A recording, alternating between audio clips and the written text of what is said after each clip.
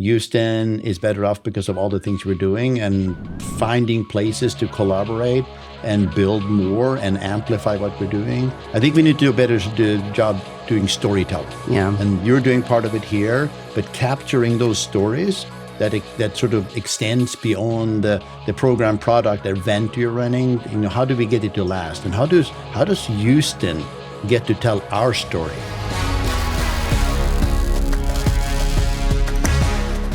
You're tuning in to another episode of Forging the Future, and I'm here today with Jan Odegard.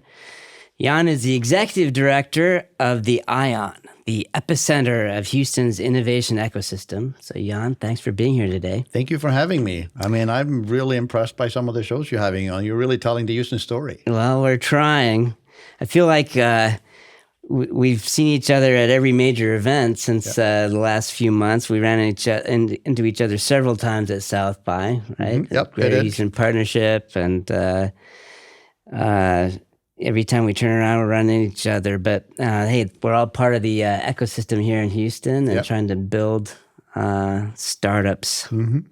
So you're originally from Norway. Yep. Right? And you went to college for electrical engineering there. Mm-hmm. And then you came here. Yep. Went to Texas A&M. Yep. Okay. And then eventually. Rice University. Rice University, yes. Which I think that it looks like you have 3 more degrees than I do, if I'm counting right. But I'm not sure if that's good. So what initially sparked your curiosity or interest in engineering? I don't know. I think that to some degree maybe goes back to my upbringing, and maybe it is the dairy farm experience of having to solve problems. Mm-hmm. And if you grew up on a farm, and I'm pretty sure that's the same. Wait, there's farms in Norway? There's farms in Norway. Okay. It's not just snow and pretty pictures. Growing up on a small dairy farm, you have to be self-sufficient to a large degree. And if something needed to be fixed, you just needed to roll up your sleeves and fix it and figure out how to fix it. It's expensive to go to the shop, and so you've learned to repair tractors, equipment, whatever it needed to do, need to build something, you build it. So I think that's where my fascination with technology came. And then maybe electrical engineering was that I was maybe fascinated by technology at that age when I was growing up. And technology, you have to remember, in the 60s and early 70s was not what it is today. That was... I don't have to remember it because I was there. You were there, exactly. I think the other piece, maybe was my fascination of mathematics and sort of physics. And so I love math.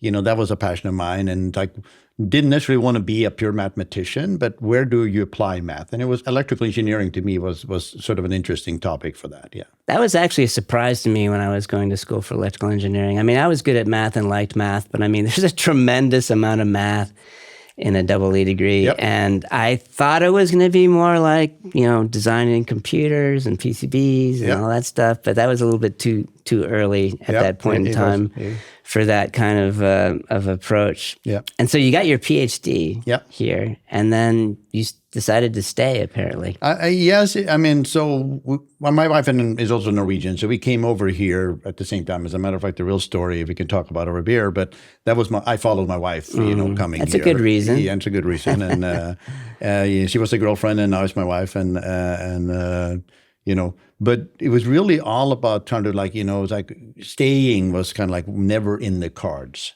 But we never felt like we had fully explored the opportunity that was offered being here in Houston, here in Texas, in Americas, by just getting a degree. So we felt a little bit cutting it short if we were going to leave after that. It's like, we felt like we had been here now a few years. I'd done a PhD and we did finished our bachelor's and master's, did PhD. So that takes a little bit of time. And so we thought, we need to spend a few more years. And what'd you do after your degree? So when I got my degree, I initially had a position as a postdoc research engineer at Rice University. I worked, with a couple of researchers, doing research on continuing the work I was doing. But what kind of research? So the research that I was in, the area that I did my PhD in was digital signal processing. It was all about taking digital signals That was, sample data and processing them to improve either audio quality, video quality, do detection of certain attributes or features or flaws in them. And that was really signal, that was what I was doing. DSPs, yeah. DSP, yeah. And but there was an area of applied mathematics that sort of emerged when I started, and it was all around wavelet analysis. And it was these new functions that you could use to analyze signals. And that was really hot at the time. There was a lot of federal research funding. It was supposed to be that this is the better than sliced bread, will solve all problems with this tool. And of course it didn't. It solves a few problems really well and other things. What problem did they think it was going to solve? Well, they thought we could sort of analyze data that had finite durations better, and so it was a particular mathematical tool that had sort of what they call compact support, allowing analysis of data that basically signals that started and ended and all of that. So that was kind of the goal. But one of the things I discovered during my PhD is that I liked doing the math and all of that, but I was really fascinated by the process behind getting grant funding and getting partnership and whatnot. So it really started at that point.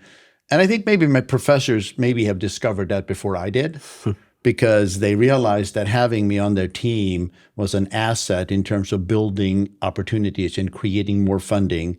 So I become really sort of intrigued by the mechanism of getting federal grant funding, writing grant proposals, being sort of in charge of reporting back to the federal agencies on the research that RISE was doing. And increasingly, I was less about doing the research, but I was more on the front end of actually getting the money and then reporting on the back end on what that was. So I kind of sort of pivoted from not being the researchers, but being the one that supported the researchers. And that was what I was doing there. I became the executive director of a research lab with a couple of faculty members. I helped start a couple of research centers also on campus.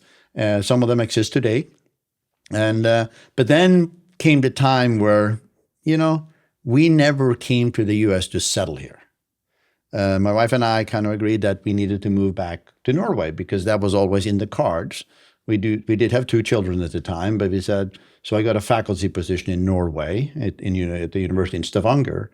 And so we moved back to Norway and kind of did that, because we needed to either, that was what what our purpose was, or we had to discover and be comfortable making our home America. Now, when were you the executive director of the Ken Kennedy Institute? So when we then pulled the trigger on coming back from Stavanger, that was the job I entered. So when we came back, I took that position starting January 2002. So that was the position I came back to here in Houston. So I was hired to be the executive director at the Ken Kennedy Institute. At the time, it wasn't called that. It changed name while I was an executive director because Ken Kennedy was a distinguished computer science faculty member at RISE. And when he passed away in 2007 was when we honored him by renaming the institute. He was a founding faculty member of the institute. And what does the institute do? Institute is focused on computational science and engineering, high performance computing, data science, AI in the more recent time. So it's really that computational kind of solution. So it was really very cross-cutting, science and engineering, certainly a big part of it, increasingly also into social science and even some humanities work, where computing and AI and data became an important part of it. So really kind of wide-cutting, but the hardcore was really engineering and science. You can think about geosciences, you can mechanical engineering, you can think about computer science, algorithm development, bioengineering, simulation, health, it's all of these fields were part of it. Where is that? I haven't run across it myself. I mean, it's here in the city? It's here in the city. It is an institute at Rice University. Oh, is that right? It is at Rice. So the Ken Kennedy Institute is an internal. As most academic institutions, they have research institutes. They tend to be inward focused. So they're looking at supporting the faculty. So my role was to go back to what I used to do for the smaller group and write grant proposal, get funding, develop industry partnerships and engagement. And so how do you build that network and how do you, I like to say, I helped write grant proposal or get industry partners and get out of the way when we got the money. Because then faculty members and students and postdocs were doing their work. Well, was there always this connection between Rice and Norway? I mean, we have 3 MBA students through Rice from Norway in the studio right now, which are fantastic. We love having them. Second time we've done that. It's a fantastic program. But it seems like there's some connection there. Because I don't know what that connection is. I mean, it's like it was not me. Yeah. I didn't set it up. Okay. I was largely the only Norwegian on campus for years. Really? You know, and it's like, and it was never a big school in terms of people coming from Norway and going to Rice.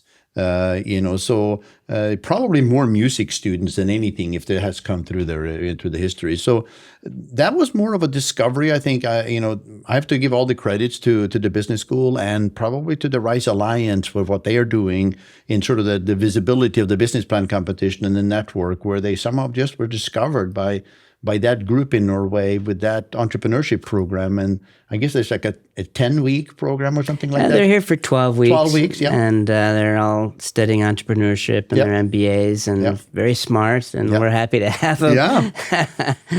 Well, then how did you end up at the ION? So, you know, so I spent 18 years being the executive director of the Ken Kennedy Institute. And one of the things, and I really enjoyed every one of those years, and but in the end, I was seeking impact and maybe increased impact. So the impact they had on campus was profound on faculty working with that.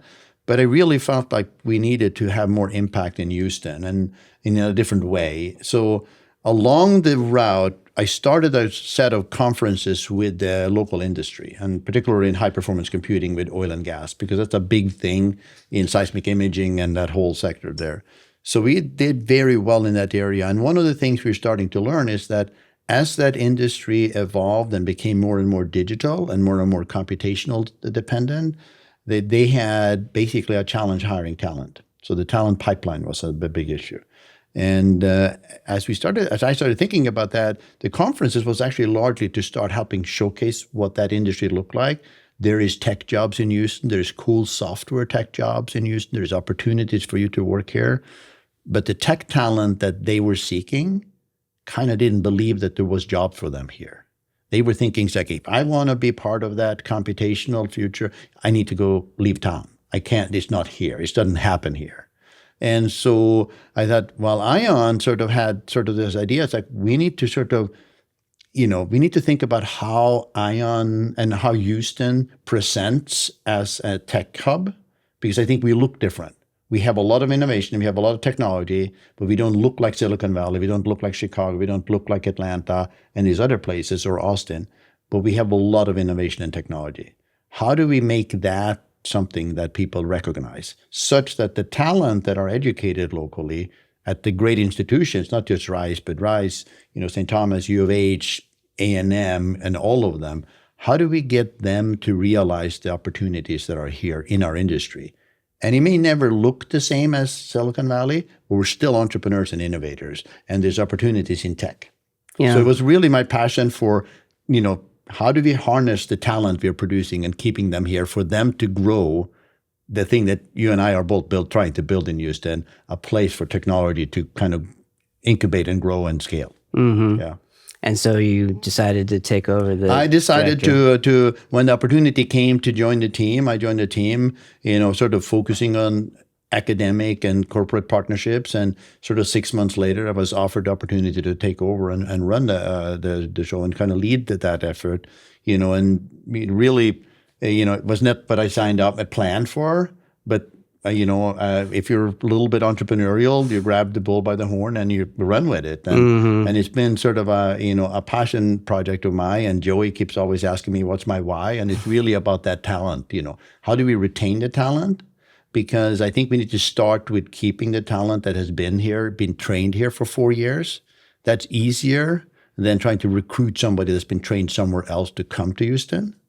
And so let's start, and then as you grow that, create that visibility, then actually it can be easier to recruit other talent to come here. I was there actually at the ION yesterday for a Goose Capital meeting, and I was walking through, and there's just so much activity there. I guess it was Rice Engineering Design Showcase. It was really. Did you have time to walk around a little bit? I wish I did, because I was like, I had to go to another meeting, but I felt smarter just walking through the crowd. There was just so much going on there. One of the terms I've started using with the team and think hard about is this concept of innovation on display. I think we need to start showcasing the cool tech and innovation that goes on in Houston. And I referred to the one yesterday as innovation on display on steroids. It was recently, and this is a showcase that's been, RISE does every year. They have basically a 6 or 12 month sort of engineering design project. They have a design showcase at the very end of it. They've always done it on campus. So this has been going on for 10 years where they've done these showcases. They had 68 teams, I think, yesterday, or 63, so 60 plus teams that presented then their 12-month projects. And they were judged on it and competed to some degree. And it was literally on fire. And it is interesting because getting it off campus is an important part of it, because you create access. And you realize that cool stuff is going on in Houston. And yeah, I think we have never had the building on fire so much as we did last night. And, yeah, it was great and I'm to hoping see. some of the other academic institutions see the potential to take their engineering design showcases and bring them out off campus. So you've mentioned before that Houston has been a net exporter of tech talent. Yep. It sounds like you're trying to solve the problem of how to retain it. Obviously, that impacts the future of Houston, right? Absolutely. And do you think that you're starting to see a change in how people view Houston for tech talent yet, or is it we got a little ways to go there? We cannot ease up, but I do think we're seeing this starting to change here, and I feel like and maybe this is me just wishful thinking, but I see it through people coming and seeing it and say, oh my goodness, I need to make sure Houston is in my repertoire of places I consider. I see it in terms of the conversation that we're starting to have. I see it in events like yesterday's, that showcasing we have. So I think that, are we done? No.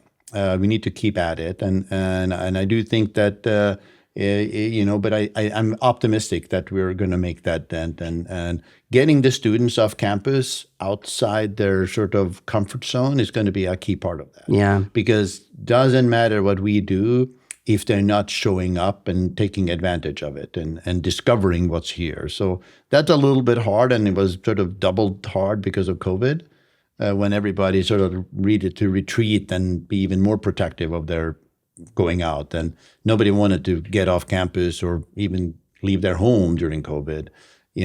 Last thing a university wanted to do was to encourage people to go to a new place that that we were opening. Yeah, I'm glad things are opening back up again for those in-person meetings. But it's not the first time in Houston that there's been this buzz around, the ecosystem, right? Is this time different? Well, I think it's different. And here is how I think it's different. And maybe I'm sort of oversimplifying it, but my sense sitting on the sideline inside the university watching it in the past was that we were too focused on wanting to be something very different. We wanted to be copy Silicon Valley. We wanted to copy something else because that's what the future looked like. And that's not what we should be doing. And I think this time, we have been more honest about what Houston is, and we're trying to build from strength. So let's not say old was bad. Old is good, but it needs to change, and it is tech and innovation. And so I think from that perspective, I think it is how we're different. And I don't know what you think, but I feel like that is part of it. We're not embarrassed to say we're energy. It's not oil and gas just anymore, we're energy. Energy transition is going to be a big thing for Houston, because if we're going to make that happen, we have to do it in Houston, because that's where we have the engineering talent, the ability to build to the scale we need to do.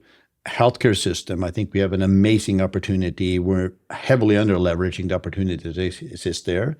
Aerospace, now that that's being commercialized and whatnot, and the opportunity we have here with manned space, discovery of space, huge there. And the one place I think we underestimate as an opportunity, and I think we still have to tap into, is transportation.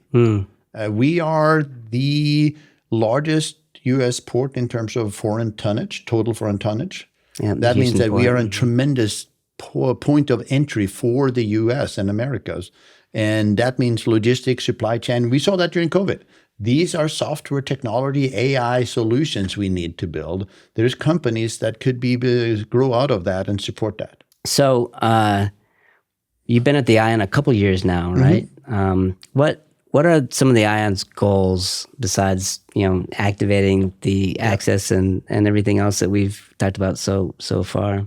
Well, so ION is kind of a somewhat complicated and complex to some degree because we have so big aspirations for what we could be for Houston and how it's a transformative and one of the things, if you ever have an opportunity to read Stephen Kleinberg's book, Houston, the prophetic city, he talks about the diversity, of course, and all of that, but also the sort of that places, and he talks about the importance and how the migration within Houston happened. Houston has always had sort of like the increasing sprawl of Houston, and to me, density does matter. I'm not sure how you see that, but I believe that innovation starts with collisions, and if we keep spreading out, we're minimizing the amount of collisions we have. So we need to bring people together. I did think there was a certain point in time where certain age groups started moving back into town, and I think then created places that are attractive for that demographic and Houston to move back into. So placemaking from an architectural building play is also an important part of it because you want to create an environment that you not just like to work at, but you like to live there and play there and be there. Mm-hmm. So I think that's been one of Houston's strengths, actually, is that everyone kind of sometimes makes fun of Houston and our lack of zoning. Yeah. Right. But I mean, I think this has been a kind of a secret, superpower, actually, because it allows us to go through that gentrification of different areas, and they don't just degrade.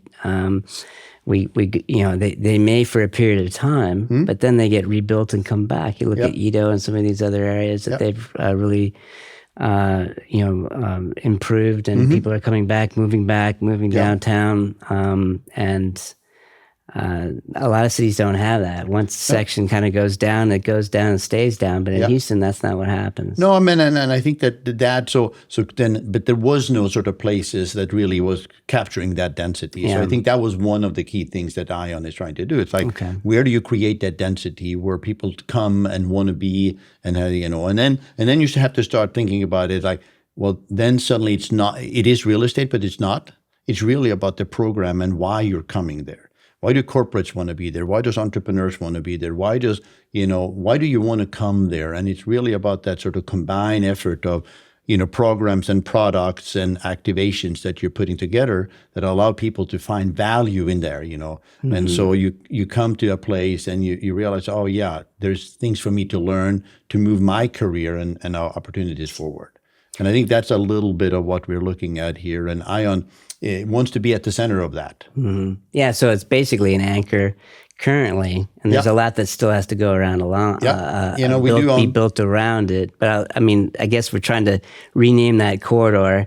What's the name for it now? Yeah, GHP referred to it and the city as the innovation corridor. Innovation corridor. And we are sort of at the center of it because if you think about it, we sit halfway between the central business district downtown and the medical center. And we are surrounded by basically, if you were to throw a dart on the Houston map, you'd be hard-pressed finding a location that's more equidistant to all our academic institutions in Houston. So it's another sort of power that this location have, if you think about Centrally it. Centrally located. It sits on the light rail, so access is super important, and so ease of access and the future of mobility. Maybe we'll start doing more train and bus riding in Houston. And then, so the placemaking is important, but you have to layer on the programming. Why are people coming? And they come and seek out the programming and the products that's being offered, where they could get entrepreneurship services, they can get, marketing communication service, they can get, advice from subject matter experts or meet investors, so all of those are important because if not, it's just a building. Mm-hmm.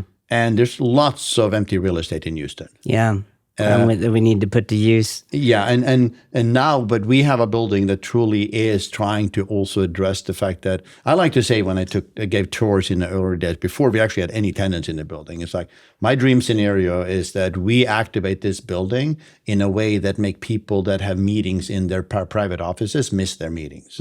Because when you walk into the building, you walk into something that you believe is more valuable to you and your career and your company than the meeting that you were scheduled to be in. So we kind of trap you at the way into your office. And to the degree that works, I hear from some people that they do get trapped, depending on what day. And for example, yesterday, I'm sure people got trapped. It was the end of the day.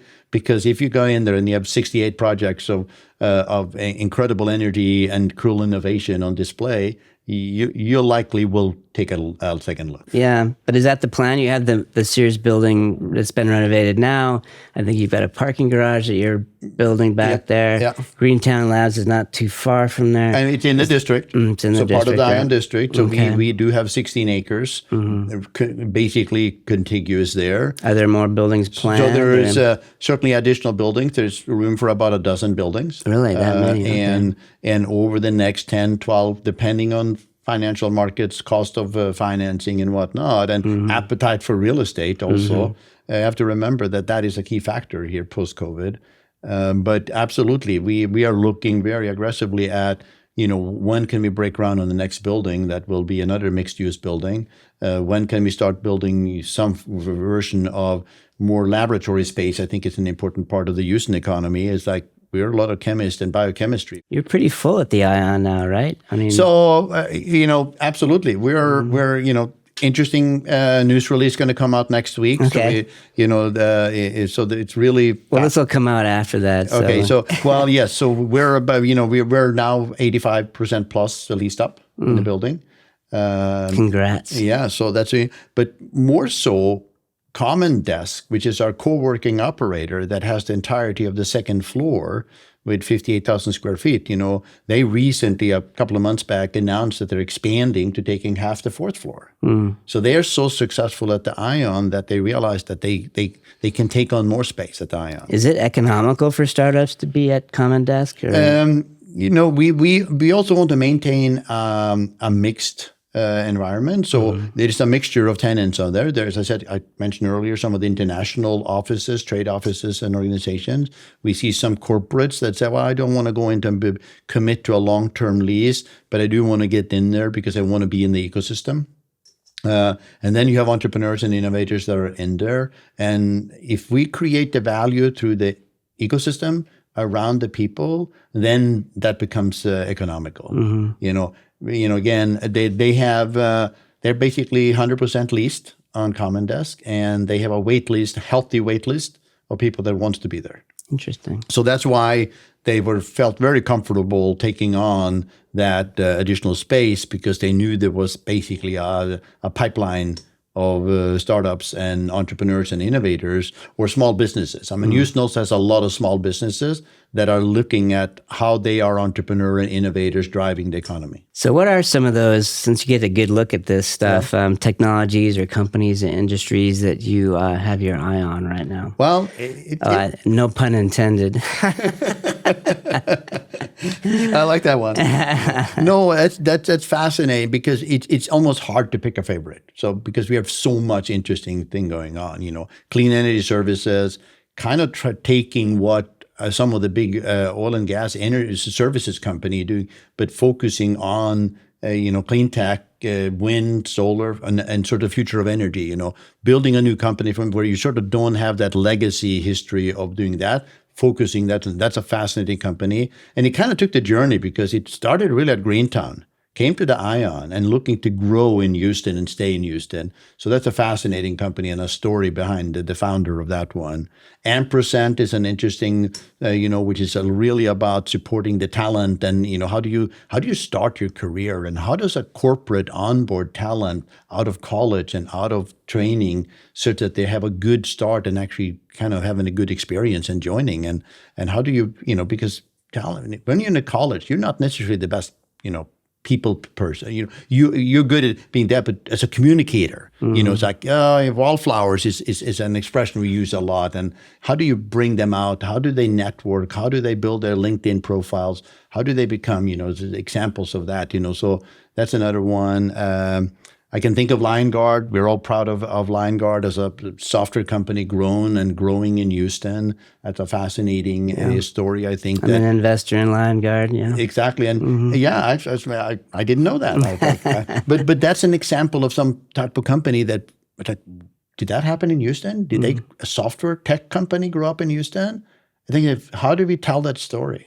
And Coda Health is another interesting one. So we have health tech companies, we have hard tech companies, we have software companies, we have energy focused companies. So we really have the spectrum of them there, and we are not necessarily picking a lane and saying this is what we're focusing on. Greentown is about clean tech. Yeah. And they're in the district. They're a pipeline sometimes of companies wanting to take more headquarter office space in our building into Ion, but we are working together. But we are seeing more and more energy transition place. So I think that's an important part. So I think I'm optimistic there, but I'm also keeping my eye on sort of the healthcare. I would love to see more people think about what that transportation piece is. What's the opportunities around there with all the software technology and AI. So absolutely. Well, Jan, thanks for everything you're doing at the ION. I think it's super important, and I appreciate the collaboration between us as we try to build this up. One of the things I like to do is crazy socks. I've got my caffeine molecule socks on today in honor of the ION. And I think I have something here for you might like, one of my favorites. And it's the Einstein socks, the cool Einstein. I love that. I love colorful socks. I don't think I have any single colored socks anymore. Yeah, they're all colorful. So I love socks. So thank you for that. Yeah, thanks. Well, thanks for being on the pod and for everything you're doing for Houston. Yeah. Well, thank you. Same to you. I mean, this is not done by any one organization. Houston is better off because of all the things we're doing and finding places to collaborate and build more and amplify what we're doing. I think we need to do a better job doing storytelling. Yeah. And you're doing part of it here, but capturing those stories that sort of extends beyond the program product event you're running. How do we get it to last? And how does Houston get to tell our story? The people that are not inside the circle. Right. That's really where we are coming up short, because we need Houstons to be proud of Houston. Yeah, absolutely. Yeah. Well, we're trying to do our part. Yep. Thank you. Oh, thanks. Bye.